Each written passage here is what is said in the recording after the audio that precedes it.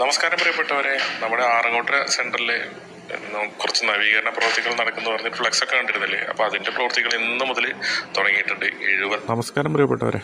Intro കണ്ടില്ലേ? ഞാൻ ഒരു മാസം മുന്നിട്ട് പോസ്റ്റാണ്. ഇപ്പോൾ ആ റോഡിൻ്റെ അവസ്ഥ നോക്കി നോക്ക്. ഒരു റോഡ് ടൗൺ നവീകരണം നടക്കുന്നത് വിചാരിച്ചിട്ട് റോഡ് പുറത്ത് പൊളിച്ച് കിടക്കണമെന്ന് എല്ലാം നിർബന്ധമുണ്ടോ?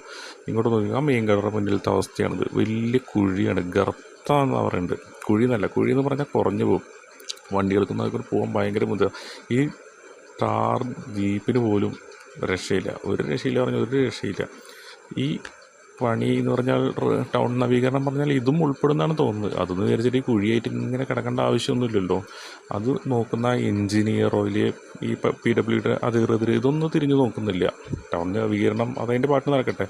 ഇപ്പം എന്നാലും ഈ എച്ചും വെട്ടൊക്കെ ഇടുന്നതിൻ്റെ ഗുണം ഇപ്പോഴാണ് മനസ്സിലായത്. കണ്ടില്ലേ, ബൈക്കാരും വണ്ടിക്കാരൊക്കെ സുഖമായിട്ട് എച്ചും വെട്ടൊക്കെ എടുക്കുക. കാരണം എട്ടൊക്കെ എടുത്ത് സുഖമായിട്ട് സിമ്പിളായിട്ട് പോകാൻ പറ്റുന്നുണ്ട്.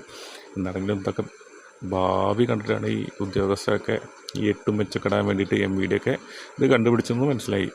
എന്താണെങ്കിലും ഭയങ്കര കഷ്ടമാണ്, ഭയങ്കര ബുദ്ധിമുട്ടാണ് ഈ റോഡിൽ കൂടെ പോകുക എന്ന് പറഞ്ഞാൽ. കഷ്ടം.